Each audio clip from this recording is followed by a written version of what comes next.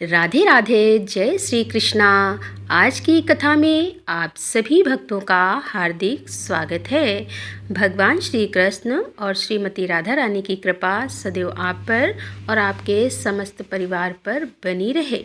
कल की कथा में जैसा कि आपने सुना कि भगवान शिव के मना करने के बावजूद भी माता पार्वती अपने पिता दक्ष के यज्ञ में जाने के लिए तैयार होती हैं और वहां पर पैदल ही अकेली निकल पड़ती हैं। तब नंदी ने चुपचाप से सती को अपनी पीठ पर बिठाया और महादेव जी के करोड़ों भूत आदि गण उनके पीछे चलते हैं। सती जी महलों में होती हुई किसी के ना बोलने पर उदास होकर महादेव जी की बात याद करती हैं। यज्ञ मंडप में जाती हैं, लेकिन वहां पर भी दक्ष प्रजापति और सभा के सब लोगों को अपनी तरफ देखकर किसी के ना बोलने पर सती जी वहां खड़ी होकर रुद्र की आहुति तक पिता की चेष्टा देखती रहीं। जब दक्ष ने रुद्र को छोड़कर आहुति दी तो सती की आंखों में आंसू भरकर अकुला कर बोली, बड़ों का अपमान करने से कल्याण नहीं होता। तुमने रुद्र की आहुति नहीं दी। यह जितने भी ऋषि मुनि महात्मा इकट्ठे हैं, इन्होंने भी तुम्हारी दुष्ट बुद्धि दूर नहीं की। विधाता इनके भी विमुख ज्ञात होता है। सती की ऐसी बातें कहने पर पूषा देवता मुंह फाड़कर हंसने लगते हैं। शुक्राचार्य दाढ़ी और मूछ फड़फड़ाने लगते हैं और बहुत से भुजा, पांव और कच्छाओं को फड़फड़ाने लगे और दक्ष निंदा करने लगा। तब उनकी बातों और पति निंदा सुनने का प्रायश्चित करने के लिए क्रोध से लाल होकर शरीर त्याग करने का विचार करके सबके देखते ही देखते सती होम की अग्नि में ही गिर पड़ी। सती के गिरते ही बड़ा हाहाकार मच गया। देवताओं जी के गण भागकर शिव जी के पास पहुंचे और दक्ष यज्ञ की सारी कथा कह सुनाई। भगवान शिव जी ने यह सुनते ही उठकर कालांतक के समान क्रोध से एक जटा उखाड़कर पृथ्वी पर दे मारी, जिससे बड़ा बलवान महाकाय वीरभद्र उत्पन्न हुआ। उसके सहस्त्र भुजा थी और रूप यमराज के समान था और वह महादेव जी के सम्मुख हाथ जोड़कर कहने लगा कि क्या आज्ञा है। यह सुनकर रुद्र भगवान क्रोध करके अपने सम्मुख खड़े हुए वीरभद्र से बोले कि तुम बड़े बड़े बलवान भूत गणों को अपने साथ ले जाकर मेरे निंदक दक्ष का नाश कर दो, जिसके कारण मेरी प्रिया सती को शरीर त्यागना पड़ा है। महादेव जी की आज्ञा पाकर और देवता, असुर, मनुष्य आदि सब सुबटों को मार गिराया। पूषा के दांत उखाड़ डाले तथा दुरात्मा भृगु की दाढ़ी मूछ भी उखाड़ डाली। जिसने जो जो अंग फड़काया था उसका वही वही अंग वीरभद्र ने उखाड़ फेंका और दक्ष के सिर की रक्षा भृगु के मंत्र बल से करने के कारण बड़े उद्योग करने पर भी सिर ना कटा। तब रुद्र ने स्वयं आकर उस दुरात्मा का सिर काटकर अलग कर दिया और यज्ञ में जो आए थे उनका संहार करके गणों सहित कैलाश को चले गए। मरने से जो बचे थे वे ब्रह्मा जी की शरण में गए। उनको संग लेकर ब्रह्मा जी कैलाश को पहुँचे। महादेव जी का क्रोध शांत कर समझा बुझाकर उन्हें यज्ञशाला में ले गए और जो यज्ञ में मारे गए थे उन सबको जीवन दान कराया। भगवान सदाशिव ने दक्ष के धड़ पर बकरे का सिर रख दिया। उसी से उनकी प्रसन्नता के लिए बम बम किया जाता है। बकरे की दाढ़ी भृगु जी के मुख पर लगा दी। पूषा के जहाँ तहाँ अंग लगाकर सबके सिर जोड़कर और सबका कल्याण कर दिया। दक्ष का यज्ञ पूरा कराकर देवता अपने अपने स्थानों पर गए और शिव जी नैष्ठिक ब्रह्मचार्य व्रत का धारण करके गंगा तट पर पुनांग वृक्ष के नीचे तप करने लगे। दक्ष पुत्री सती ने हिमालय के घर में उसकी स्त्री मेनका के गर्भ से जन्म लिया और वहीं पर उनका पालन पोषण होने लगा। इतने में ही तारकासुर नामक एक राक्षस उत्पन्न हुआ और परमेष्ठी ब्रह्मा से वर पाया कि सिवाय रुद्र के महाबललित्र के तू किसी से भी नहीं मरेगा। अब यह बात सुनकर उसने सोचा कि शिव जी के तो कोई स्त्री है ही नहीं, पुत्र कहाँ से होगा। वह सब लोगों और देवताओं को सताने लगा तथा देवताओं ने दुख पाकर ब्रह्मा जी की शरण ली और ब्रह्मा ने देवताओं को समझाया कि रुद्र भगवान की पत्नी सती ने पहले अपने पिता के यज्ञ में शरीर त्याग कर अब हिमालय पर जन्म लिया है, जिनका नाम है पार्वती, और रुद्र भगवान हिमाचल के शिखर पर घोर तप कर रहे हैं। किसी तरह पार्वती का पाणी ग्रहण रुद्र भगवान से कराना चाहिए। ब्रह्मा के यह वचन सुनकर सब देवता इंद्र आदि को लेकर अमरावतीपुरी में गए और फिर बृहस्पति से सलाह करके अपने कार्य को सिद्ध के लिए इंद्र ने नारद और कामदेव को बुलवाया। नारद जी को हिमांचल के पास कहला भेजा कि वह अपनी पुत्री को, जो कि पहले दक्ष की कन्या थी, उसको शिव जी की पत्नी बनाने को नियुक्त करें। अब नारद जी से जैसा कहा गया वैसे ही करने चले गए।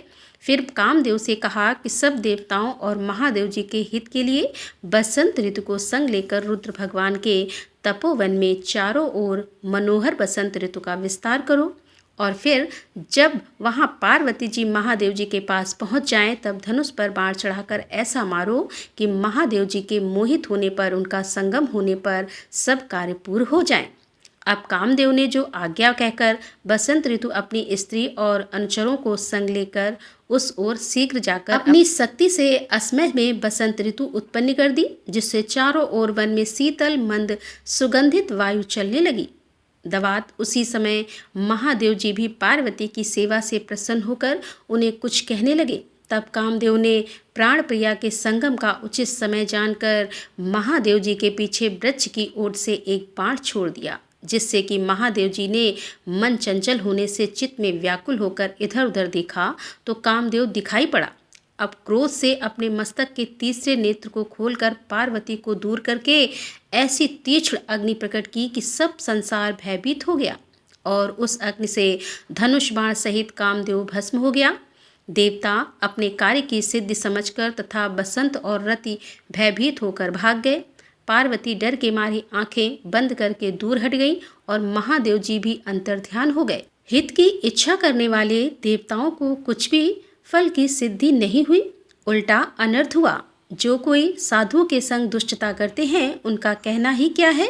इसी प्रकार साधु की सेवा न करने से इक्ष्वाकु के पुत्र ने दुख भोगा और अनेकों बुरी योनियों में जन्म लिया। जो मनुष्य रात दिन इन पुण्य चरित्र रूपी पुराने इतिहास को सुनते हैं, वे जन्म मृत्यु बुढ़ापा आदि समस्त दुखों से निसंदेह छूट जाते हैं। मैथिली ने पूछा कि हे ब्राह्मण, कामदेव के जल जाने के बाद उसकी उत्पत्ति कैसे हुई। यह सुनकर श्रुतिदेव स्वामी कार्तिक के जन्म की कथा कहने लगे, जिसके सुनने के पाप नष्ट हो जाते हैं, यश व पुत्र मिलते हैं और सब रोगों का नाश हो जाता है। जब महादेव जी ने कामदेव को भस्म कर दिया, तब उनकी स्त्री रति मूर्छित हो गई और फिर चेत होने पर अनेकों प्रकार से विलाप करके शरीर त्याग करने लगी और फिर अंतिम क्रिया करने के लिए बसंत को बुलाया। बसंत ने आकर रति को समझाया कि आत्मघात करना धर्म का हेतु नहीं है, लेकिन रति के न मानने पर बसंत ने नदी के तट पर चिता बनाई और रति गंगा में स्नान कर संपूर्ण क्रियाकर्म से निश्चित होकर सब इंद्रियों को रोककर और मन को आत्मा में लीन कर लिया। पर चढ़ने को उद्धत हुई, तभी आकाशवाणी हुई कि हे कल्याणी, हे पति में अत्यंत प्रेम रखने वाली, तू चिता में प्रवेश मत कर। तेरा पति महादेव जी के प्रसाद से तथा यदुवंशी कृष्ण भगवान से पुनः पैदा होगा। ऐसे क्रम से 2 जन्म होंगे, तब दूसरे जन्म में श्री कृष्ण से रुक्मणी के गर्भ से तेरा पति होगा। उसका नाम होगा प्रद्युम्न और तू ब्रह्मा के शाप से शंकर के घर में निवास करेगी। वहीं प्रद्युम्न नाम के तेरे पति से तेरा मिलन होगा। ऐसा कहकर आकाशवाणी समाप्त हो गई। तब रति ने चिता में प्रवेश नहीं किया। फिर सब देवताओं ने रति को वरदान देकर उसको शांत किया और कहा कि हे कामप्रिय, अब तेरा पति अनंग कहलाएगा और अंग वाले की तरह मरा हुआ भी दिखाई देगा। पूर्व कल्प में तेरा पति सुंदर नाम का राजा था। उस जन्म में तू ही उसकी पत्नी रचकर कारिणी हुई थी। इसी से तेरी यह दशा हुई है। अब तू वैशाख मास में प्रातःकाल मंदाकिनी नदी में स्नान कर और मधुसूदन भगवान का पूजन कर और उनकी दिव्य कथा सुनकर अशून्य शयन नाम का व्रत आरंभ कर दे। ऐसा करने से तेरा पति तुझे अवश्य मिल जाएगा, इसमें कोई संदेह नहीं है। रति को ऐसा वर देकर सब देवता अपने अपने स्थान को चले गए और रति भी क्लेश से निर्वृत हो गई। मेष की संक्रांति में गंगा स्नान करके अशून्य शयन व्रत धारण करते ही उसे तत्काल कामदेव दिखाई दिया। पूर्व कल्प में भी वह ऐसा ही बड़ा धर्मपरायण राजा था, मगर उसने वैशाख मास में कर्तव्य धर्म नहीं किए थे, इसीलिए कामदेव परमात्मा का पुत्र होने पर भी अंगहीन हुआ। जब महादेव जी अंतर्ध्यान हो गए तब पार्वती जी निराश खड़ी होकर सोचने लगी कि क्या करूं। तब पिता हिमवान उन्हें अपने घर में ले गए। इधर पार्वती जी शंकर जी के रूप और गुणों को देखकर मुग्ध हो गई। मन में शंकर जी को ही अपना पति मान लिया और गंगा नदी के तट पर जाकर तपस्या करने लगी। वे माता पिता आदि सबके समझाने पर भी भूखी प्यासी जटाएं बढ़ाकर सहस्त्रों वर्षों तक महालिंग का पूजन करती रहीं। तब महादेव जी ने सायक काल में ब्रह्मचारी के वेश में उनके सामने आकर पर्णकुटी पर अनेकों प्रकार की उनसे परीक्षा ली और फिर अपने में दृढ़ देखकर बोले कि हे भद्रे, जो तुम्हारी इच्छा हो वही वर मांग लो। तब पार्वती जी ने वर मांगा कि हे रुद्र, तुम मेरे पति हो, तथास्तु ऐसा ही होगा। यह वर देकर सप्तऋषियों को बुलाकर हिमांचल के पास उन्होंने भेजा। सप्तऋषि हिमांचल के पास पहुँचे और हिमांचल के पूछने पर बोले कि हे राजन, तेरी कन्या पार्वती ने, जो पहले दक्ष की पुत्री थी, अपने पिता के यज्ञ में शरीर त्याग कर तेरे घर में जन्म लिया है। इसका विवाह महादेव जी से कर दो। यह बात सुनकर हिमांचल बोला कि पार्वती महादेव जी को ही अपना पति बनाने को घोर तप कर रही है। मैं भी अत्यंत हर्ष से अपनी कन्या महादेव जी को दे चुका हूँ। अब आप वहाँ पधारो जहाँ महादेव जी हैं। हिमांचल का उत्तर लेकर सप्तऋषि महादेव जी के पास जाकर और विवाह निश्चित करके चले गए। तब तो लक्ष्मी आदि सब देवियां तथा विष्णु आदि सब देवता बाराती बनकर चले और महादेव जी सब देवता मुनि को, मातृका आदि को तथा भूतगणों को साथ लेकर बैल पर चढ़कर चले। उनके आगे शंख, मृदंग आदि अनेकों बाजे बजने लगे और वेद की ऋचा के पाठ होते हुए हिमांचल की पुरी में जा पहुँचे। तब शुभ लगन में शिव पार्वती का विवाह संपन्न हो गया, जिससे कि त्रिलोकी में आनंद सा छा गया। इस महोत्सव के पूर्ण होने पर शंकर जी पार्वती जी के साथ स्वच्छंदता से हिमांचल के शिखर पर सहस्त्रों दिव्य वर्षों तक रमण करते रहे। महादेव जी द्वारा पार्वती जी के साथ नित्य प्रतिरमण करने पर भी गर्भ स्थित नहीं हुई तो देवताओं की घोर चिंता उत्पन्न हुई कि हमारे कार्य की सिद्धि कठिन है। तब खूब विचार करके अग्नि को बुलाकर उसका अत्यंत सम्मान कर जहाँ महादेव जी रमण कर रहे थे वहाँ भेजा और कहा कि जब महादेव जी रमण कर चुके हों तो तू प्रकट होकर उनके सम्मुख चले जाना, जिससे कि पुनः रमण ना करें, क्योंकि तुझे देखकर पार्वती जी लज्जा के मारे वहाँ से हट जाएंगी। तब तू शिष्य बनकर कामारी शिव जी से प्रश्न कर बहुत सा समय लगा देना। बहुत काल व्यतीत होने पर पार्वती जी के गर्भ से स्वामी कार्तिकेय का जन्म होगा। फिर अग्नि देवताओं से विदा होकर महादेव जी के पास गए, जिसने वस्त्रहीन पार्वती को बड़ी लज्जा उत्पन्न हुई और रमण छोड़कर अलग हट गई। तब महादेव जी को बड़ा क्रोध हुआ और अग्नि से बोले कि हे दुर्मते, इस क्लित वीर को जो दुस्साह है तू ग्रहण कर। उस प्रचंड वीर के उदर में प्रवेश होने से अग्नि ने दुखित होकर स्वर्गलोक में देवताओं के पास जाकर सब वृतांत कहा, जिससे कि देवताओं को वीर के स्थित हो जाने से हर्ष हुआ, परंतु प्रसन्न कैसे होगा इसका अत्यंत दुख भी हुआ। अग्नि के उदर में महादेव जी का तेजो वीर बढ़ने लगा। 10 महीने हो गए और प्रसव का कोई उपाय ही नहीं हुआ। तब अत्यंत दुखी होकर देवताओं को संग लेकर महायशस्वी गंगा के पास जाकर सब स्तुति करने लगे कि हे माता, तो देवताओं के निमित्त शंकर के इस तेज को धारण कर लो। जो अग्नि के प्रसव बढ़ रहा है वह स्त्री न होने के कारण प्रसव नहीं होता है। हमारी रक्षा कर। ऐसी प्रार्थना करने पर गंगा ने कहा तथास्तु। तब देवताओं के कहने से अग्नि ने गर्भमोचन मंत्र से गर्भ का आकर्षण कर शंकर जी के तेज को गंगा जी में छोड़ दिया। यह तेज बड़ा दीप्तिमान और लौकिक में असहनीय था। कुछ मास पर्यंत गंगा जी भी उसे सहन न कर सकी और जल सूख गया और रक्त कलेवर दिखाई देने लगा। तब अत्यंत दुख से व्याकुल होकर अपने उदर एवं गर्भ को त्याग दिया, जो पर्वतों में गिरा, जहाँ विदर्ण होकर उस गर्भ के 6 भाग हो गए।